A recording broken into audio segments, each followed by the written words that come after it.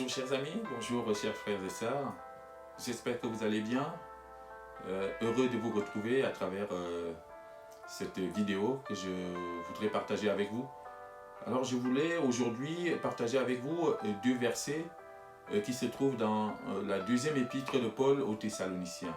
Donc 2 Thessaloniciens, chapitre 1, du verset 3 au verset 4. Alors je vais lire avec vous ces deux versets. Donc 2 Thessaloniciens, chapitre 1, verset 3 à 4.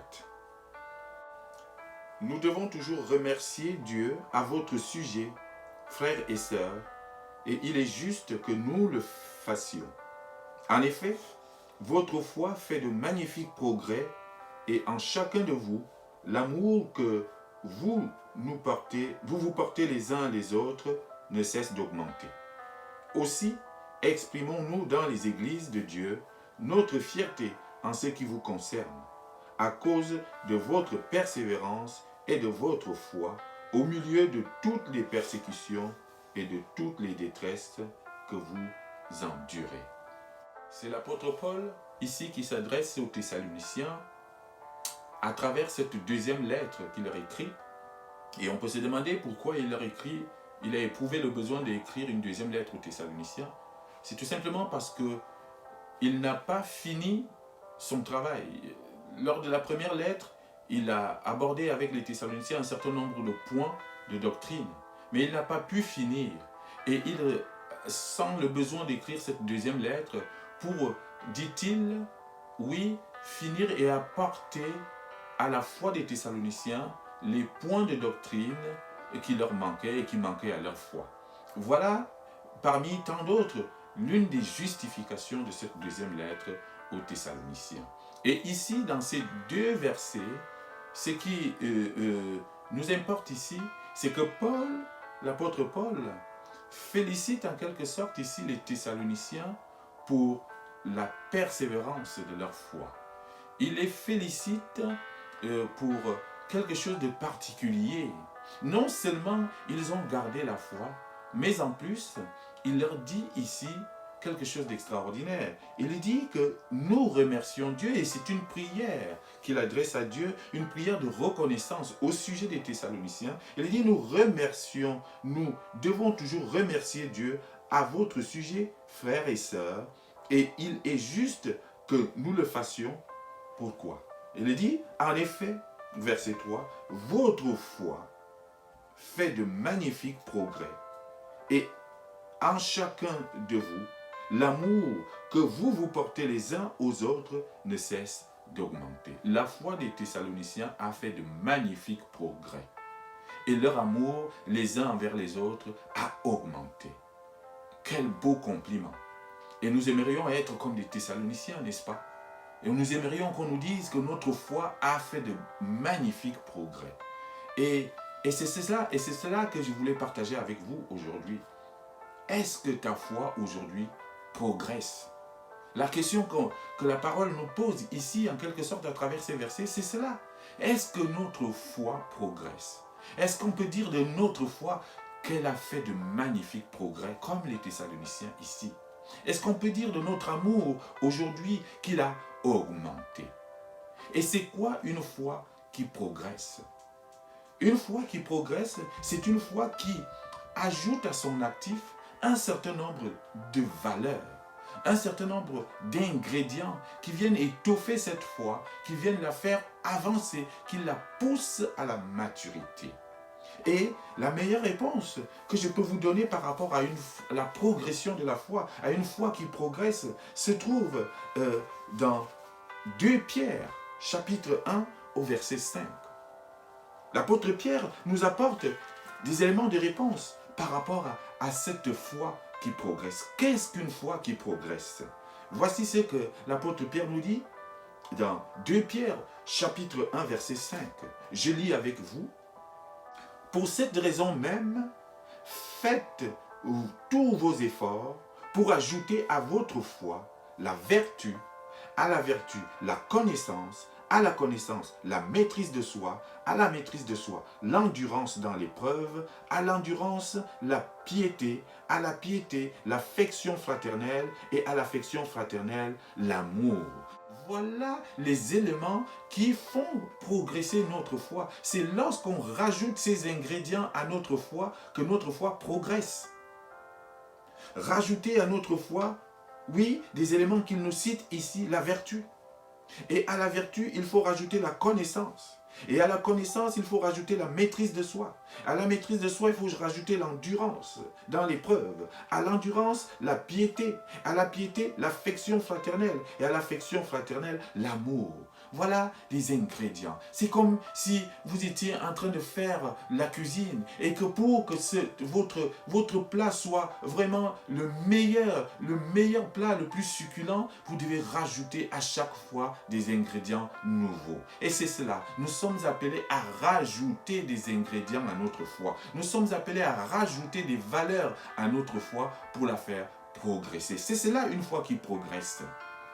Et c'est ce que l'apôtre Paul dit ici des Thessaloniciens. Il les félicite parce que leur foi, justement, a progressé en rajoutant d'autres valeurs. C'est cela, notre foi est appelée à progresser. Il leur dit autre chose ici, c'est que leur amour a augmenté. Et c'est quoi l'amour qui augmente? Nous disons tous avoir l'amour les uns envers les autres. Mais est-ce que ça suffit pour dire que notre amour augmente? Qu'est-ce qui va montrer, quels sont les critères qui vont nous montrer que notre amour augmente? L'apôtre Paul félicite les Thessaloniciens ici pour cet amour qui augmente. C'est quoi un amour qui augmente? Un amour qui augmente, c'est un amour qui nous remplit tellement qu'il déborde. Un amour qui augmente, c'est un amour qui déborde. C'est un amour qui sort de nous-mêmes, qui déborde tellement de telle sorte qu'il devient visible à l'extérieur, que les gens voient notre amour. C'est cela. L'amour, ce n'est pas quelque chose qui se cache à l'intérieur de nous-mêmes. L'amour est appelé à être exposé, à déborder. Que le Seigneur nous remplisse d'amour jusqu'à déborder. Et c'est quoi un amour qui déborde? Un amour qui déborde, c'est un amour qui se manifeste par des actes précis, par un certain nombre aussi d'autres fruits. C'est cela. Un amour qui déborde, c'est un amour qui se nourrit par d'autres fruits. L'amour est déjà un fruit de l'esprit, mais il doit se nourrir par d'autres fruits de l'esprit qui sont, entre autres, la bienveillance, la bonté, la compassion.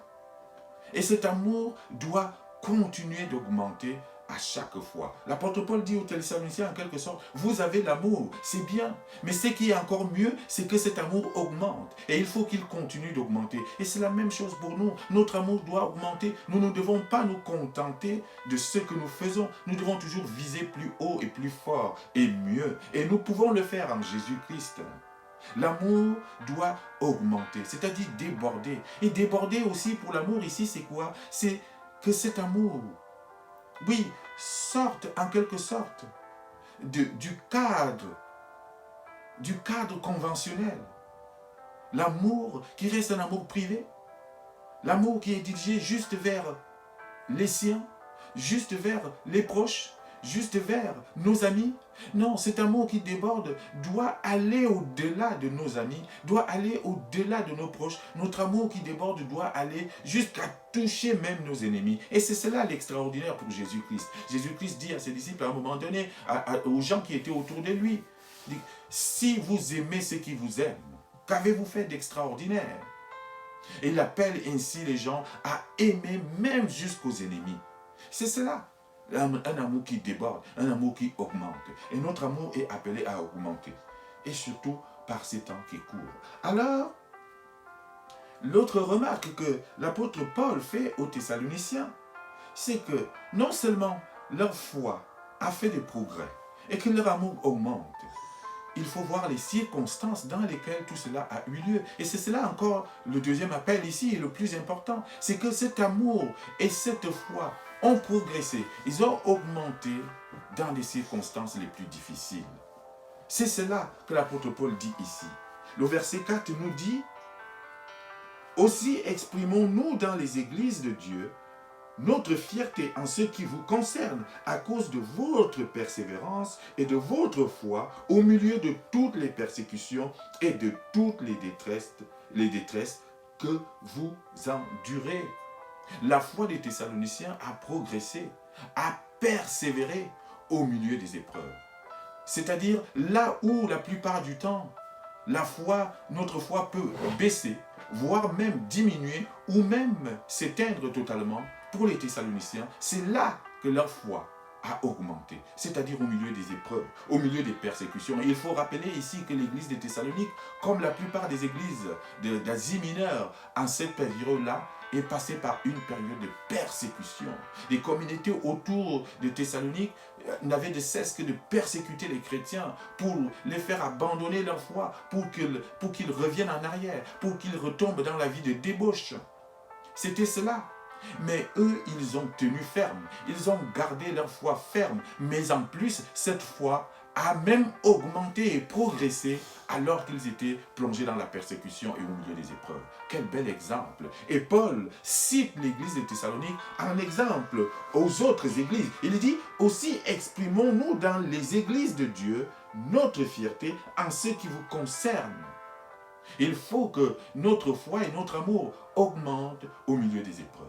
C'est cela l'encouragement que je voulais vous faire aujourd'hui. C'est qu'on apprenne à faire augmenter notre amour et à faire progresser notre foi. Non seulement lorsque nous sommes dans le confort, lorsque tout va bien, mais aussi et surtout lorsque tout va mal, comme par les moments dans lesquels nous nous trouvons aujourd'hui. Nous sommes persécutés en quelque sorte aussi par ce virus, par ce coronavirus. Nous sommes en difficulté, nous sommes dans des épreuves, nous sommes bousculés dans notre foi par ces maladies, par ces morts, par ce virus. Et c'est justement là que Dieu nous attend, c'est justement dans ces périodes les plus difficiles que Dieu nous attend. Parce que c'est là que notre foi doit augmenter.